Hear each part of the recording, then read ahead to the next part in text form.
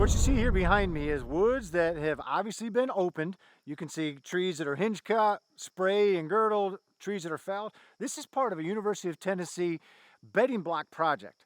We know that deer like to be in thick cover, but it's never been quantified how much more they will use that.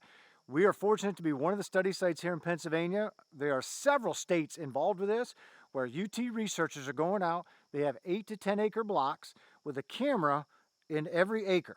They monitored these over the course of a whole year to see how much deer movement there was and just how many deer were in there. Then after a year, they come in and take half of that block and cut it very heavily, like you see here behind me, cut at least 50% sunlight down so that we get this flush of vegetation, run the cameras for another year, so then you have a bunch of cameras in good cover, a bunch of cameras that are still and very open to monitor the differences.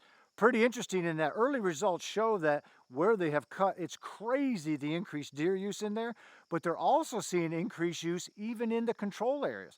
So what that means is the cover is so attractive to deer that it's bringing deer even through those other open areas. So it's kind of like from a fishing analogy where if you're going to bass fish, you fish around the structure in a pond.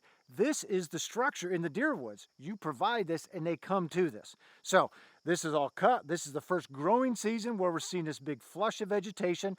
This will last for another year and then the project will be done, and for the first time ever, they will be able to actually quantify increased deer use based on the amount of enhanced cover that you have. So all deer managers will be able to understand, yes, I know this helps, but exactly how much and how much to open this up to get that incredible response from a deer.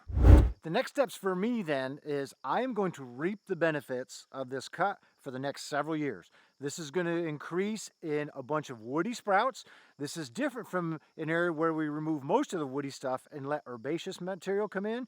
This is going to be replaced with mostly woody species, stump sprouts, root sprouts, other seedlings that are here. So this is going to maintain a forest. It'll just be in a young forest. Young forests have way more food and cover for deer than older forests. In general, mature forest only produces 50 to 100 pounds of deer food per acre. Young forests can produce up to 1,000 pounds of deer food per acre. So we are going to manage this in forest, and for about the next 10 years, this will have good food and cover. At that point, it'll get old enough that it starts to shade out underneath. I will then come in and be able to do something to set that succession back. I can come in and cut some more of those trees. I can run a fire through it. I have lots of different options, but I know that I probably have an 8 to 10 year window where this is going to be really, really good for deer before I have to come in and do something else. What that means for me as a manager is I have this now let's rotate these blocks on other parts of my property, have other 10-acre block over here where we do the same thing. That ensures that we have trees of all different ages all over the place, which provides tremendous diversity and variety for deer from both a food and a cover perspective.